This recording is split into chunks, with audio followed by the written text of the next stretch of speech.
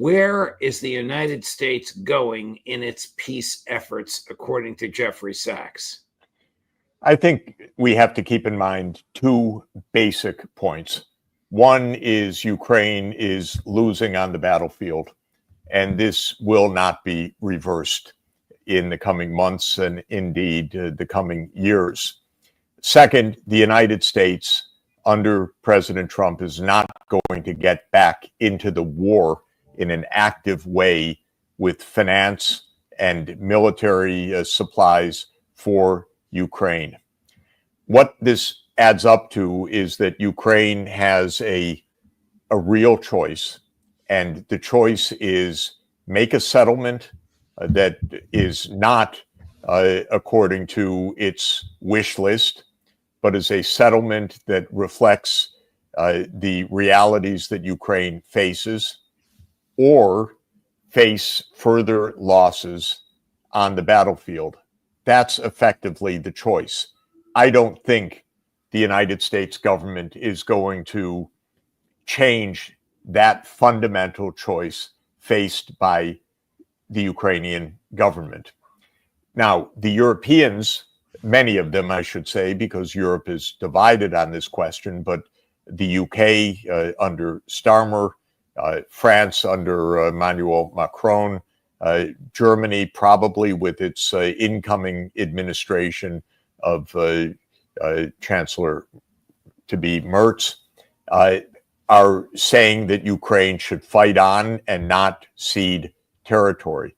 But Europe doesn't really have the means to make that claim effective because Europe plus the US was not pushing back Russia. Russia was still advancing. Now it's Russia without the US on the other side, and Europe has no means to push for its argument that Ukraine should fight on.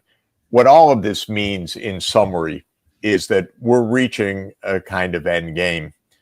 Either Ukraine, to its intense displeasure of this ruling group, or not, agrees to some peace arrangement, and we know what the structure of that would be, or it would very likely face continuing military defeat.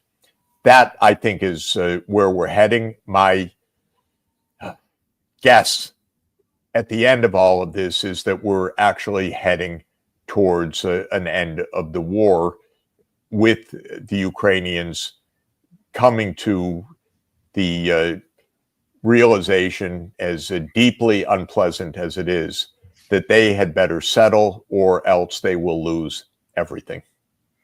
Is it fair to characterize President Zelensky as a puppet of deeply hardcore nationalist figures? Probably, yes. Probably what we're seeing in Ukraine is the exercise of an extraordinarily extreme and violent nationalism, which was in the ascendancy for many years, and basically which took power in a coup in February 2014, a coup backed by the United States. Right. In fact, a part of a long-term U.S. strategy, long-term U.S. collaboration with extreme right-wing militarized forces in Ukraine. And so what we're seeing is an extremist regime. It does not rule now by popular assent. There are no elections. This is effectively military rule. It is martial law. The population in Ukraine, as best one can guess from opinion surveys, is exhausted and wants the war to end. But the regime in power is a clique of extremists on the right that are determined to find anyone to give them the arms and the financing to impress the public into deadly service, that is to grab people off the streets and push them to the front lines to their death. And that's what the Ukrainian regime is doing. This is an important point, I think, that we need to underscore. The idea that Trump is somehow siding with Putin against Ukraine is the opposite of the truth. The idea that Starmer of UK and Macron of France are somehow siding with Ukraine against Russia is the opposite of the truth. The war party is the party condemning Ukraine to massive further bloodshed. The peace party, in this case led by President Trump, is saving Ukraine, not on Ukraine's terms, because Ukraine wants things that it cannot get. It can't win those on the battlefield. It is not able to achieve its maximal demands.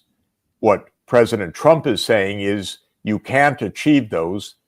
Here is something on offer which saves Ukraine, gives security, stabilizes or ends the fighting, I should say, stabilizes the situation. And that is the offer that Ukraine should take, because the alternative is to lose everything. And I should add that Vice President Vance made this statement absolutely clearly, correctly, and explicitly in recent days. So this is really the core. President Trump is not anti-Ukraine, and Ukraine's supposed supporters are the ones driving Ukraine to further massive loss of life. Chris, put up the picture from St. Peter's Basilica, please, of Trump and Zelensky. Isn't this really a waste of time? I mean, is President Zelensky free to negotiate and free to concede real estate like Crimea and the vast percentages of the four oblasts which have historically been Russian? Is he free to make these decisions without the loss of his own life? Of course, we don't know. The fact of the matter is that if he is in a position where he knows that Ukraine is losing, that if he doesn't take the peace offer, it's much worse, but he resists taking it because of fear of his life physically or politically. If that's really the choice that he faces, and he can't make the choice other than to continue the slaughter, he's definitely got the wrong job. That's not a situation he should be in. It's not a situation he absolutely has to be in. I don't envy his situation, right, but well, frankly, of course, but he might not have any choice. Because we said earlier, he's a puppet of arch nationalists, and from their perspective, he's the right guy for the job because he does what they want. Maybe he leaves and takes asylum someplace. Who knows? Right. You know, the fact of the matter is, individual politicians should not condemn their nations to destruction. Right. Period. This is a basic point. We cannot run the world for the sake of a few politicians. The politicians have to work for their society. If they're put in a position where they cannot do so, they have to do the best they can to get out of the position that they happen to be in. And so whether Zelensky has a margin of maneuver, whether his life's a threat, his political life is a threat, whether a corruption machine, which is enormous in Ukraine, is really the issue at hand, whether it's delusional. I think we don't know what President Trump said in that colloquy that we observed. But the idea of what President Trump is saying right now, which is that Ukraine should take a deal and that it should save lives and that fighting should stop, President Trump is exactly right on this point. The fact that the Europeans, the hardliners, are saying you're appeasing Putin. This is completely wrong, actually. You have to look at the situation in its factual context, which is that if you don't take an agreement, Ukraine loses more and hundreds of thousands or millions more people die. And if Ukraine does take an agreement, it survives, it has guarantees, it may not get all it wants. Yes, it wants to join NATO. It cannot join NATO. The idea was terrible from the beginning. The United States was reckless in putting it on the table because it knew it was a Russian red line. Ukraine cannot get back all the territories that it has lost. It can't. It may want to, but it can't. And it may fight on to do it, but what will happen is it will lose more, and innocent people by the hundreds of thousands or millions will die.